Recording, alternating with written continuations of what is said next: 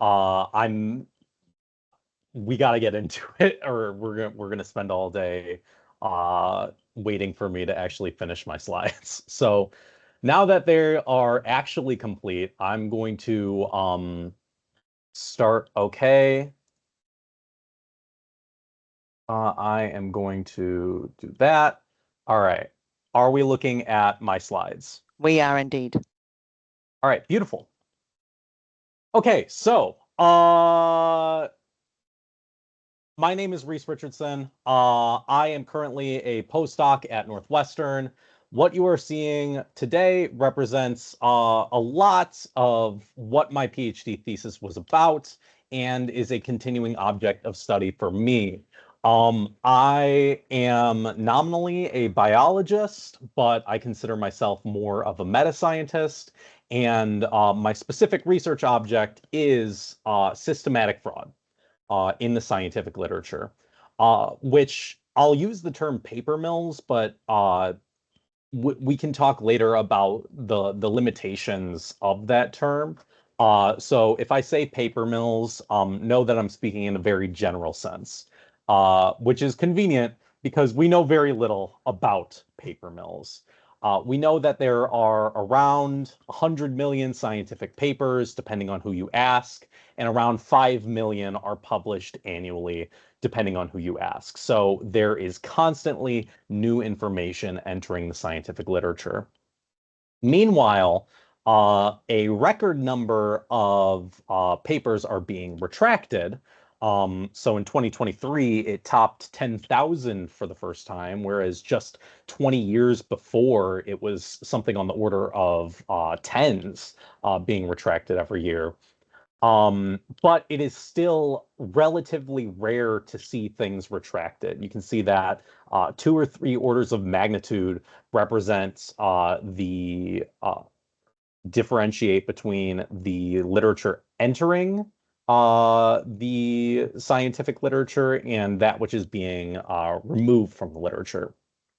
And according to our count, which we assembled via putting together a aggregate corpus of 55 corpora of suspected paper mill products, put together painstakingly, I might add, by lots of different people, including David Bimler, Elizabeth Bick, Anna Balkina, and many people that are pseudonymous.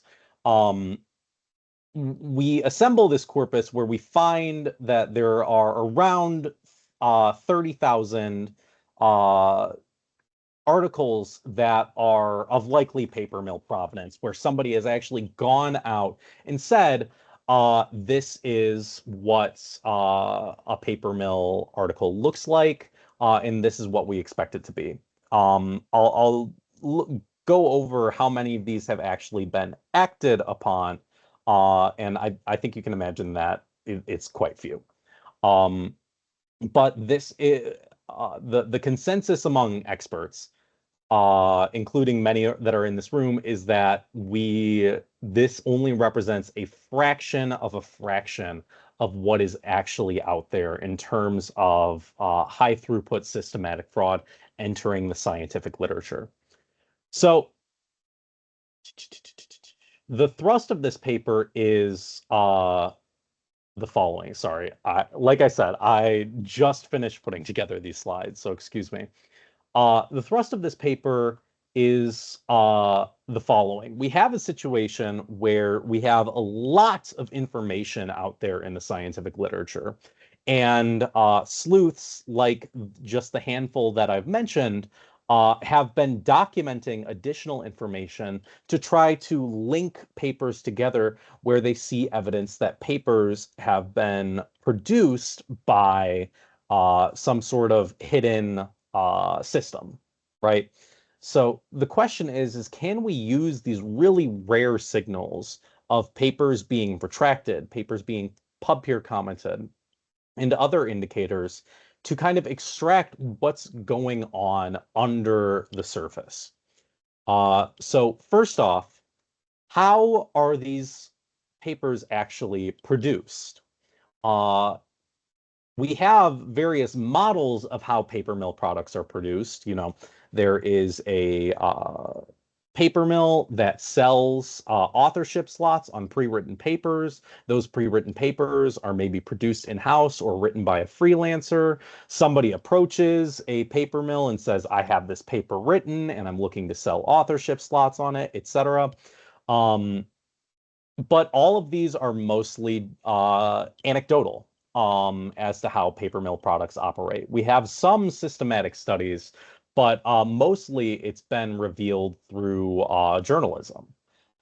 So we have various models for how paper mills might operate, but as of right now, there haven't really been a lot of high throughput data science studies on how these products actually are structured.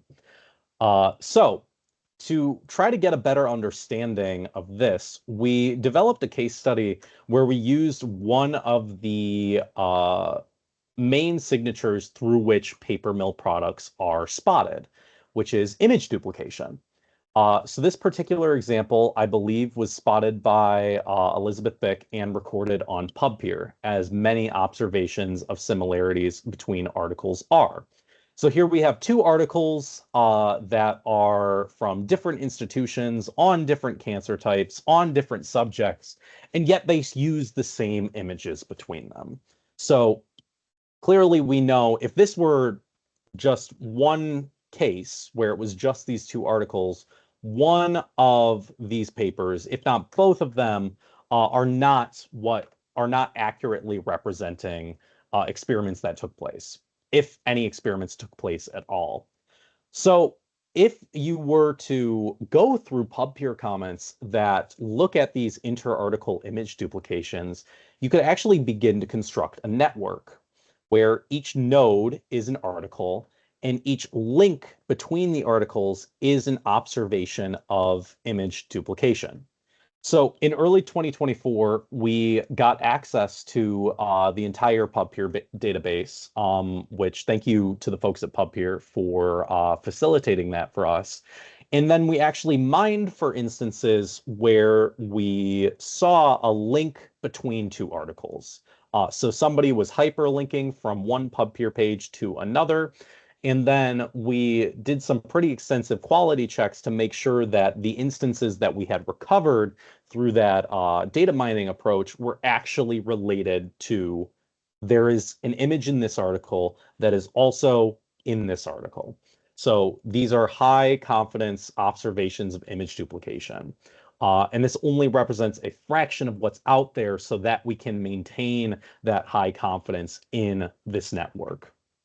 Uh, so once we stopped doing that, we wound up with a network that spans more than 2,000 articles and more than 4,000 observations of image duplication. So again, this network shows each article as a node and each observation of image duplication as a link between those nodes. So if two articles are linked and then there's a third article here, that doesn't necessarily mean that articles A and C share an image, but both share an image, possibly the same image, but likely different images with a common article B.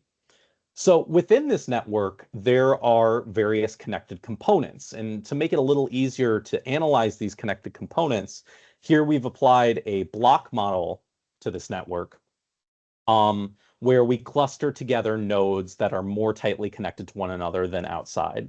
So we have a number of connected components here, I think 20, the largest of which is more than 700 articles across. So within this component, you can link any article to any other article just by following a trail of image duplications across these articles. And there does appear to be modularity within this network. So right off the bat, we learned from this that within each of these connected components, all of these papers have some shared provenance.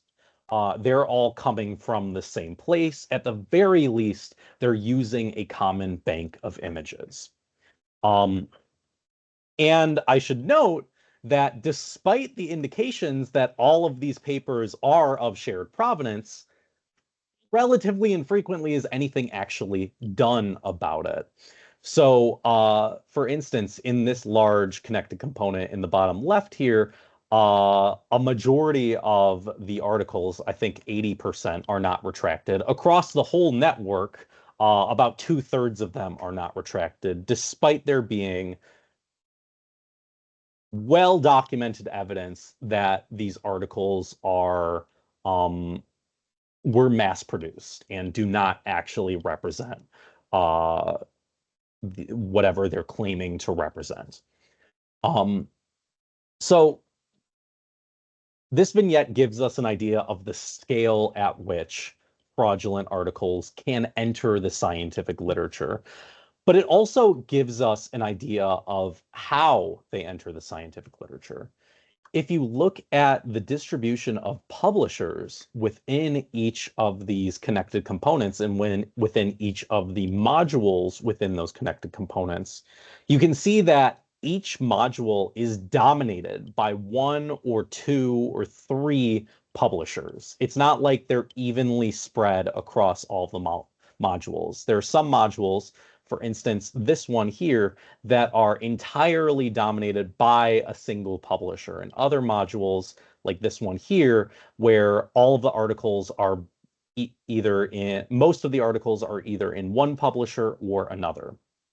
And on the right, we use a statistical model using entropy to try to assign a unexpectedness value, a p-value here, for how unlikely it would be to see these distributions if these articles were in fact randomly assigned to publishers across this network.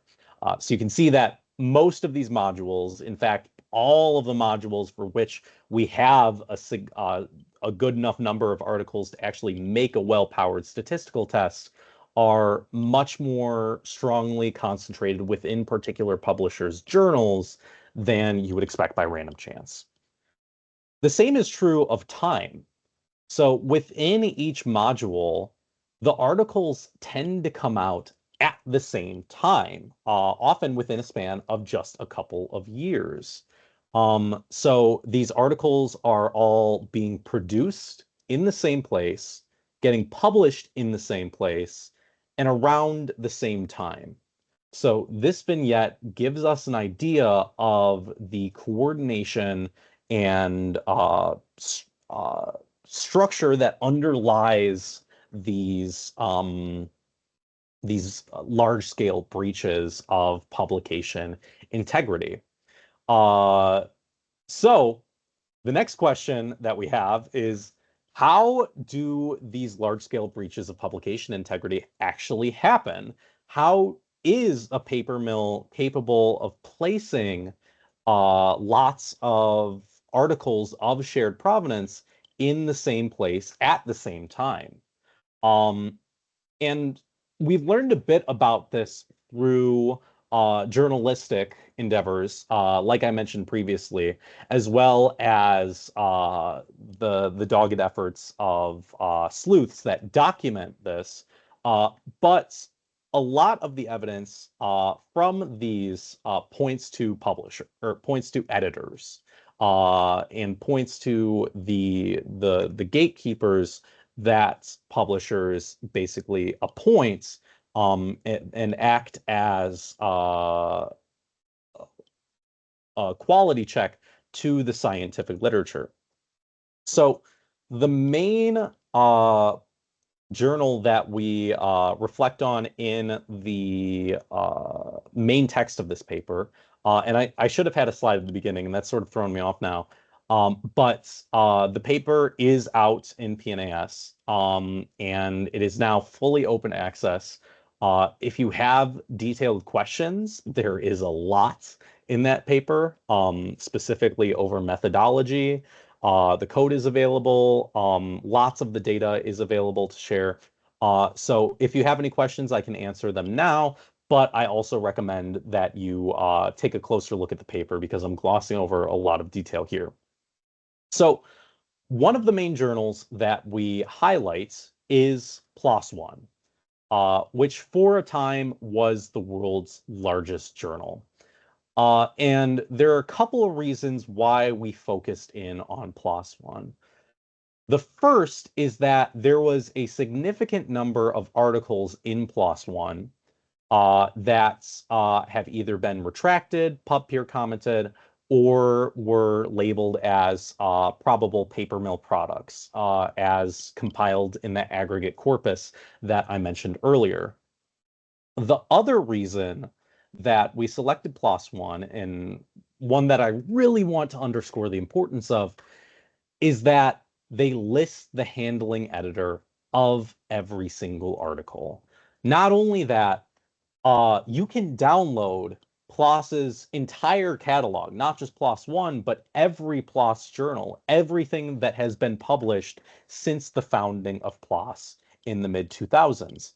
All of the metadata is in the articles, all the handling times, the authors, the affiliations, the editors, everything. It is an incredibly rich data set, and PLOS really should be commended for their commitment to transparency. I'll underscore this in the end, but this is largely what made this analysis possible. Only by this information actually being out there and this publisher willing to be transparent about how these articles are published, and what's in them, were we able to recover these trends. So, like I said, journalistic investigations have clued us into the fact that editors are often the route through which problematic articles enter journals en masse. So we've seen reports about paper mills bribing editors. We've seen reports about special issues where somebody is appointed from the outside and is now facilitating the handling of a bunch of articles, not only of low quality, but also people that they know and have a conflict of interest with. And I'll go over Hindawi in particular in a second, but those special issues have been a massive source of retractions in recent years and largely underlie the 2023 spike in retractions that I mentioned previously. So the question is, when we have rich metadata available to us, like we have in PLOS One, hang on, let me sip my coffee. Thank you for your patience. When we have this this rich metadata available to us, can we actually use statistical methods to flag editors that accept more problematic articles than expected by chance? So this is a non-trivial task. One, we're dealing just with accepted articles. We don't actually have access to all of the submissions that editors have handled in their time. Two, you can see from graphs like this that the rate at which problematic articles are flagged is not constant. So it's not like the retracted and pub peer commented curves have mostly the same shape as the total number of articles, just lower. There are clear spikes around 2013 and 2014 and 2021 and 2022 that emerge from this data. So the approach that we use, instead of using something like a binomial random variable, where there is a certain probability that each article that an editor handles is retracted or is pub peer commented, and we just take the total number of articles that that editor has handled and see how likely it is based on that rate probability that they accepted this number of retracted or pub peer commented articles if the number of articles that they were handling was governed by this binomial random variable. We instead use a Poisson binomial, where the rate is actually determined by the rate of flagging in a particular year. This is based on the intuition that for instance, if we had an editor that handled 100 articles, 5 of which were retracted in 2017, when there were relatively few retractions in PLOS One, this would be more surprising than if we had an editor that handled 100 articles, 5 of which were retracted in 2014, when there was a relatively high number of retractions in PLOS One and the baseline rate was higher. So we use this Poisson random variable or Poisson binomial random variable to model this distribution in time. It could also be done over particular fields, which is one limitation of the analysis here, that we don't control for fields. We do some control, but ultimately there's really only one field where we can do this procedure with sufficient enough power, and I'll get to that in a second. But when we do this, we basically obtain a p-value for each editor, for if they were handling articles within their tenure at PLOS One at a certain baseline rate according to where in PLOS One's lifespan they were handling articles. How likely is it that they would have handled the number of retracted, pub peer commented, or otherwise problematic articles that they did? And again, like these are not certain flags. Retractions are mostly indicators of some misconduct having occurred, but that's not necessarily the case. Pub peer comments are mostly observations of improprieties in the articles, but that's not necessarily the case. We also test another flag, which is fast turnaround time, which is another flag that something went wrong. You know, it's not really feasible in many instances for an article to be submitted and accepted in fewer than 30 days. But these are all indicators of varying strength that something went wrong. So they can be considered in the aggregate when we use a statistical approach like this. And when we do that, we are able to flag a number of editors at a strict statistical threshold for handling problematic papers far more often than would be expected by chance. There are some editors that just barely meet this threshold.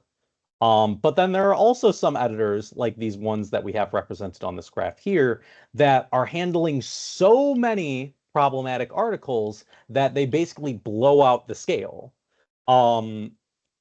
We see a similar trend when we flag editors for pub peer commented articles.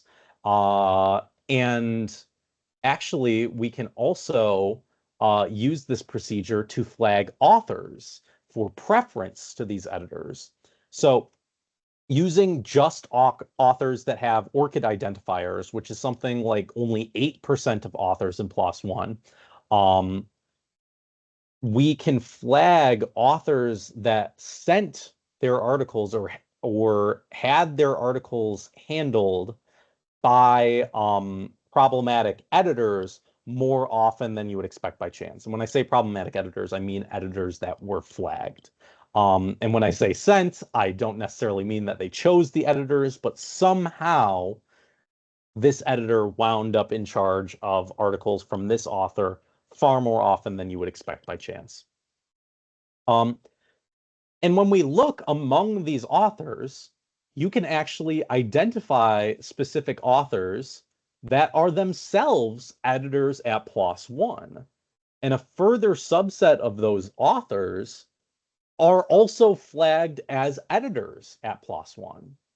So the next step here was using this metadata to try to construct editorial relationships between authors and editors. And that's what this network represents. So every one of these circles is an editor at PLOS One. It is sized according to the total number of articles that editor handled and accepted, so only published articles.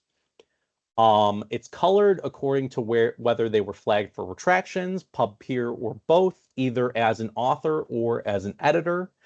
And the edges point from author to editor. The thicker the edge is, the more times that that author sent papers to that editor. So there are between 2 papers edited here and 851 papers edited here. In fact, this circle right here is the most prolific editor at PLOS One.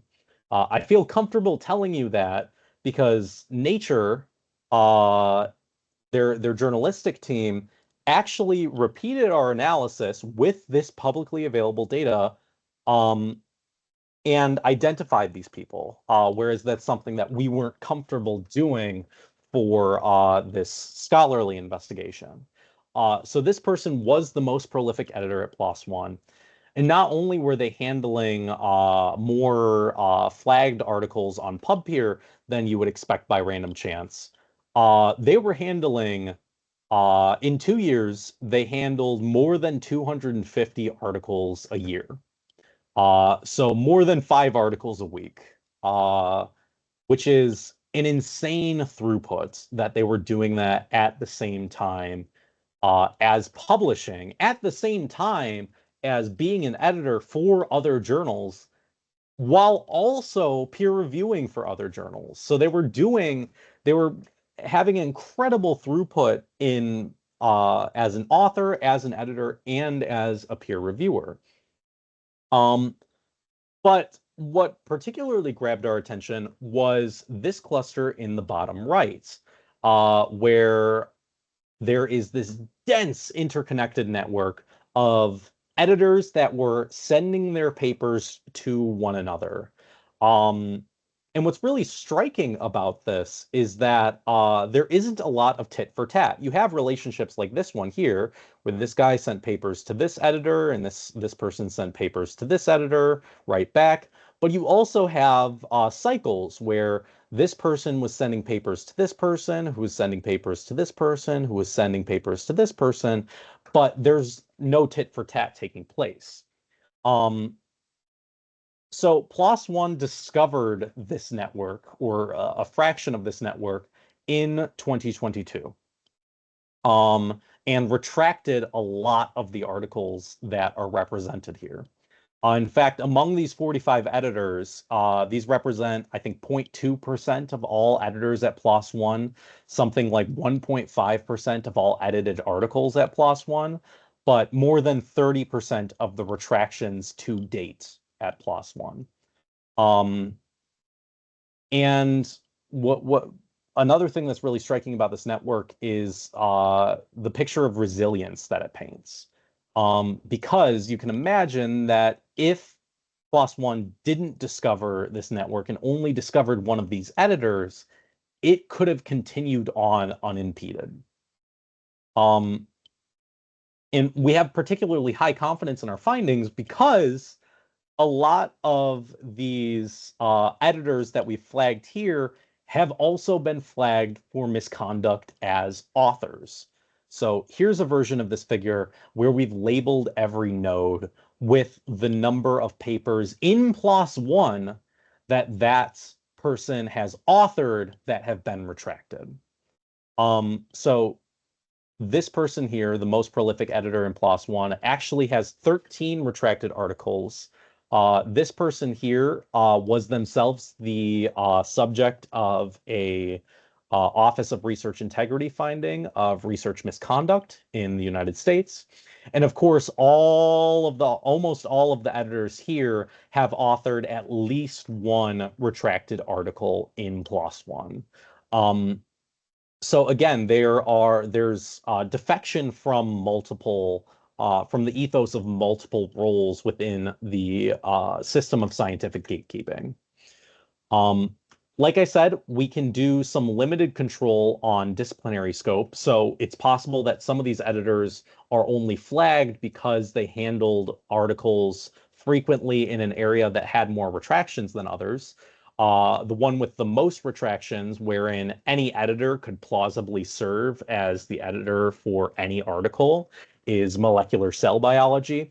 And even then, we still flag a number of editors that were handling articles anomalously frequently. So this procedure is pretty good in that it can be adapted to account for a number of confounders. As I mentioned, um, this analysis was only possible because we had access to this metadata. Another place where we had access to this metadata until recently was Hindawi journals. So Hindawi used to make an XML dump of all of their journals available until I think mid 2024 when Wiley took that down. And then when we were asking about it, they said that they had lost it. Um, Fortunately, we did not lose the data, and you can actually download it if you go to our data availability statement. We have a link to Zenodo and also academic torrents, which still tickles me that uh, we managed to put that in there. But anyway, um, within each Hindawi journal, the great majority of retractions that took place were the responsibility of a small number of editors, between 1 and 3.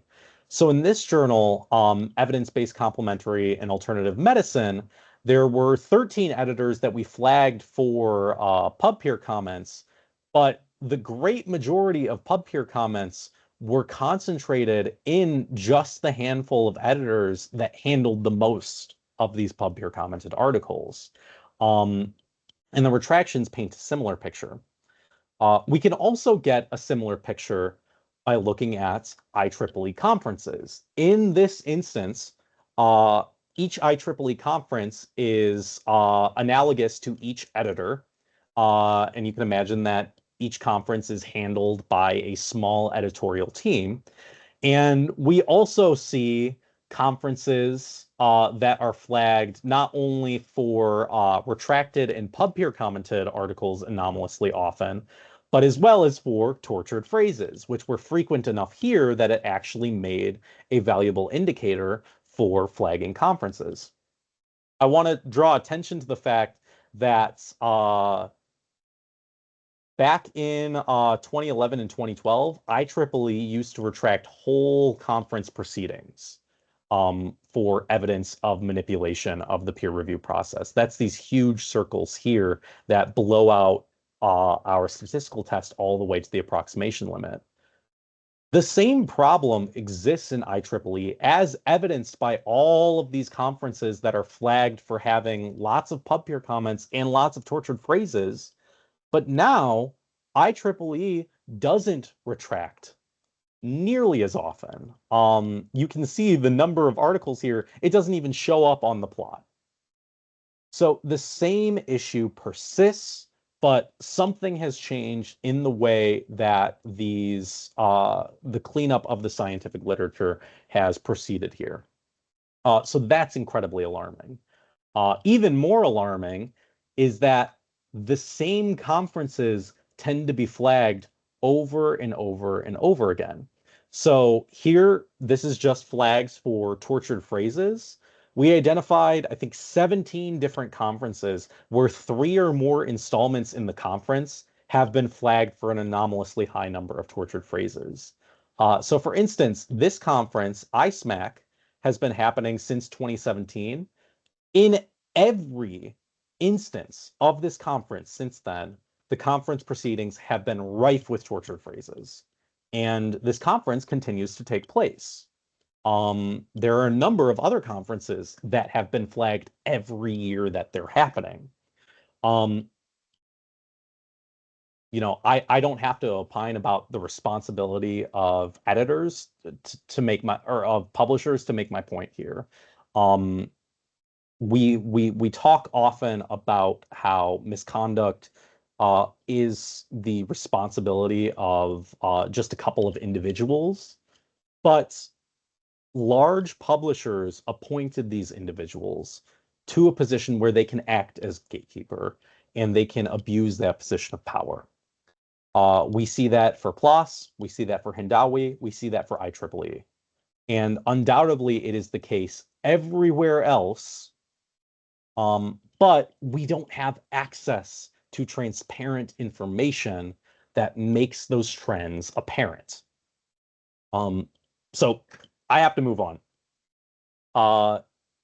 One of the ways that integrity is marked for a journal is if it is indexed in Web of Science, Scopus, PubMed, etc. In fact, a lot of employers will only count journals that are indexed in one of these indices or in their own index in order for them to count for promotion or university rankings, etc. As a result, indexing shows up very frequently in paper mill advertisements. So this advertisement on the left shows conference proceeding papers where they prominently advertise that it's indexed in Scopus. And then on the right, they have this catch-all advertisement that's saying that we can get you in any number of these indices.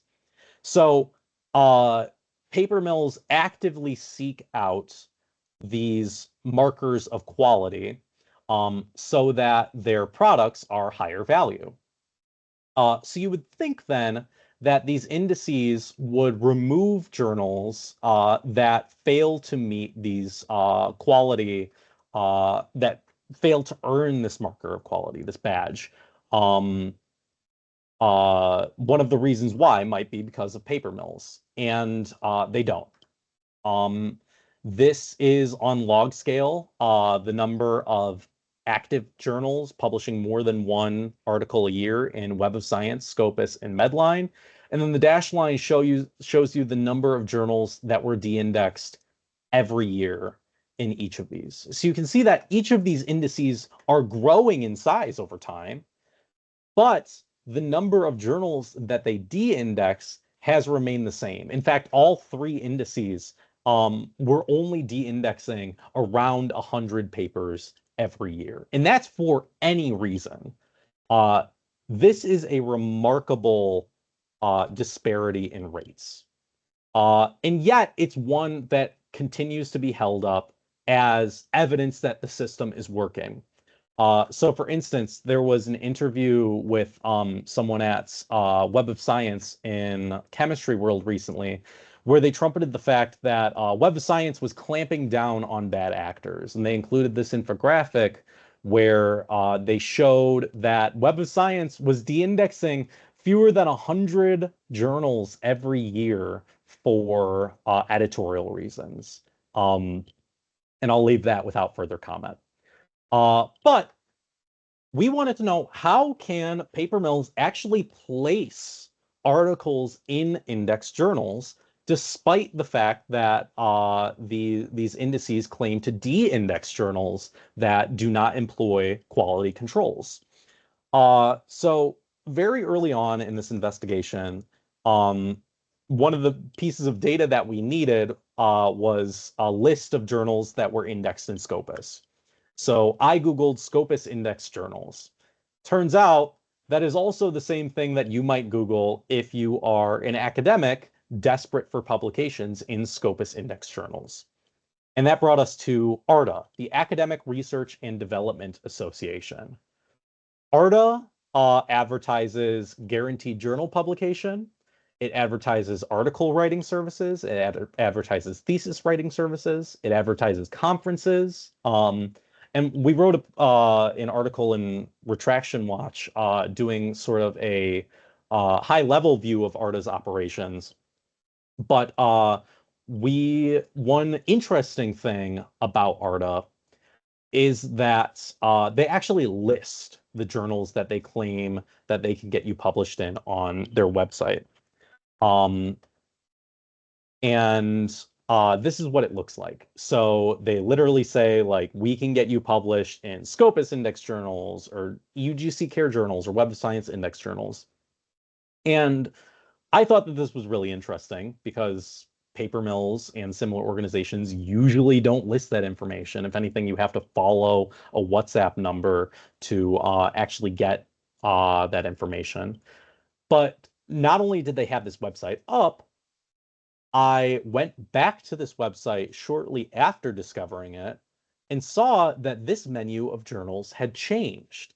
Some of the journals that they previously had been removed, and some of the journals that they now had multiplied.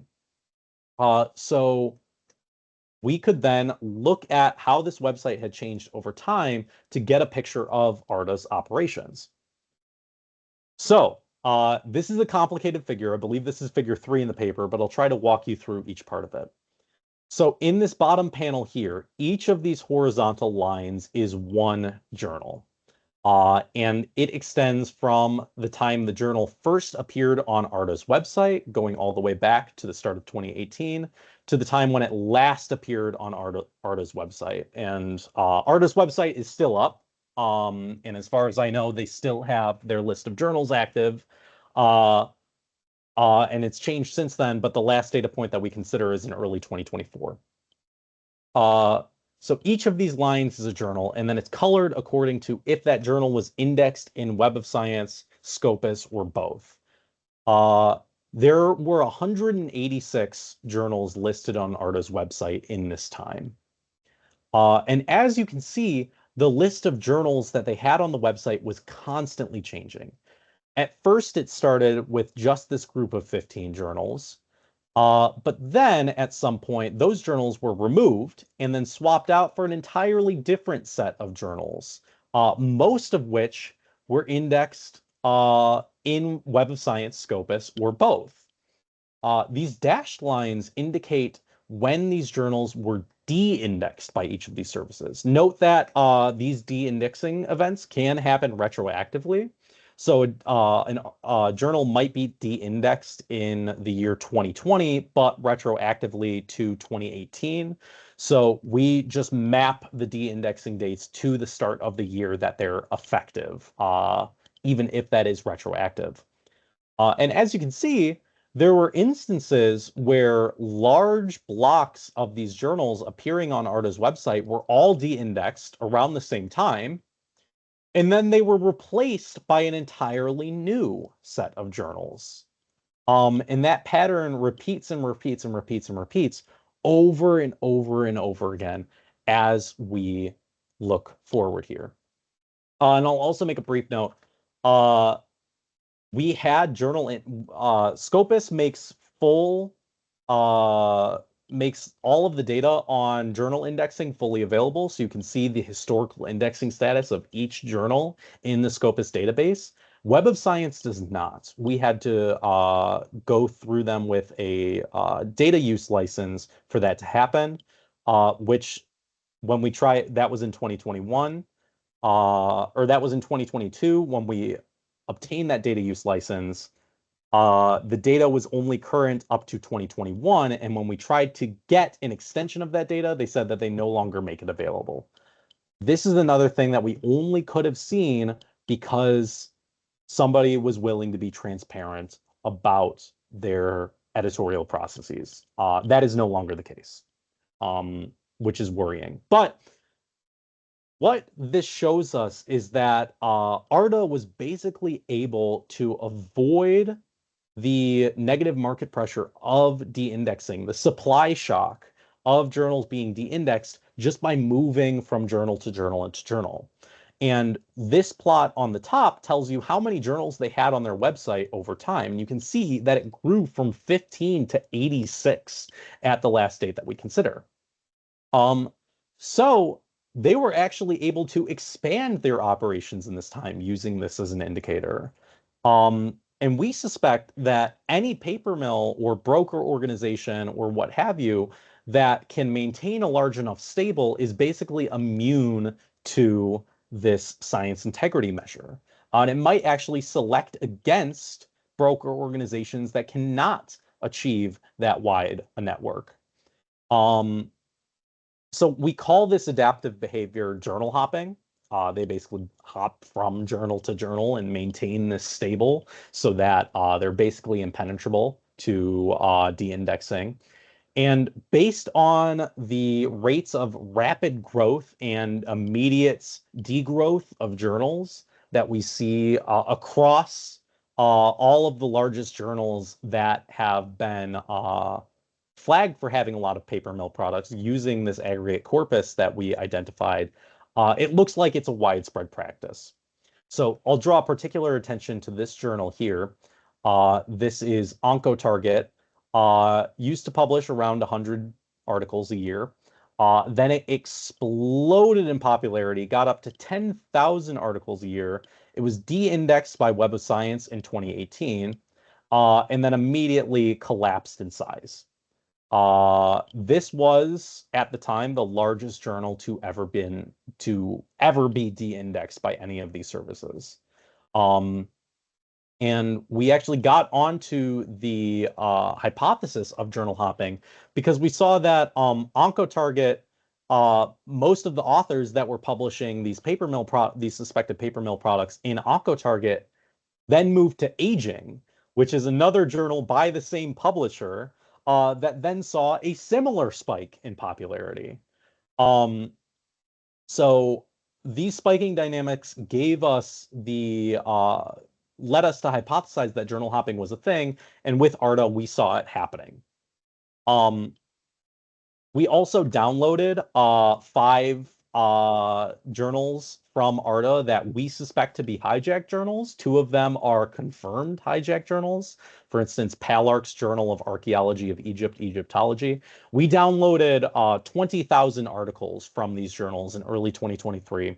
And they were servicing mostly authors in India, Indonesia, and Iraq. But the authors were from all over the world, including from multiple countries. This data is fully available now. You can download the complete archives of these journals if you're interested in diving into them further. But this is just another picture of how broker organizations like ARDA can place journals or can place articles in mass in compromised journals, which, by the way, each of these journals was indexed by Scopus. A couple of them were also indexed by Web of Science. I see that I'm running short on time. So I'm gonna speed through the rest of it, if I may. I can return to any of this if you want me to. We had a question, if some fields are targeted by paper mills, the answer is probably. So for instance, we compared some fields in RNA biology that are closely related, and we saw similar rates of errata in those fields. So corrections, suggesting that the scientific record was being revisited at relatively similar rates, but wildly different rates of retractions. So that suggests that there is at least some targeting of specific fields by paper mills. And then we arrived at the question of, well, how big is this problem really? Like I said, we collected this aggregate corpus of 30,000 suspected paper mill products, but that's by and large just the tip of the iceberg. One thing that publishers definitely understand is that paper mills are the majority of the scientific integrity problem that we're facing today. So we analyzed dates in the Retraction Watch database, and they revealed that most retractions are now happening in batches of 10 or more. So in the same journal on the same date, 10 or more articles being retracted at the same time. This is the figure that's in the paper. The spike around 2010 is attributable to those IEEE retractions that I mentioned earlier. Here is an updated figure that shows you that this trend has continued. So between 2023 and 2025, the majority of retractions that took place were concentrated in a tiny, tiny minority of large-scale retraction events. These are not individual bad actors where one thing slips into a journal on accident. This is largely coordinated activity, and publishers are willing to recognize that in the retractions that they put out. If you compare the number of retractions that happen over time and the number of PubPeer comments that happen over time, both are exponentially growing. So while the total number of scientific articles is also exponentially growing, doubling about every 15 years, The number of pub-peer commented and retracted articles doubles about every 3 to 4 years. So by that measure, the integrity problem does seem to be getting larger faster than the total scientific output is growing. So what then of paper mills? Again, we have a very limited corpus of just suspected paper mill products, and there are definite biases in this corpus in time and in disciplinary coverage. However, when you consider this corpus and try to get a rough ballpark estimate of how paper mill products might be growing in relation to the number of retracted articles and the number of pub-peer commented articles, we arrive at an estimate where paper mill products are doubling every year and a half. Again, we know far we know a lot less about paper mill products than we do about retractions. But even when we consider just this limited corpus, we can see that the number of suspected paper mill products already outweighs the number of retractions. Moreover, if you look at the journals that actually host these paper mill products, those are also growing exponentially. Whereas again, the number of de-indexed journals remains the same. If we look at the rates of retractions across this corpus, it appears that only around 25% of paper mill products will ever be retracted, accounting for current trends if current trends hold. And an even smaller fraction of paper mill products will actually reside in de-indexed journals. And again, these are probably large overestimates just because this corpus only represents the paper mill products that people have actually gone and drawn attention to.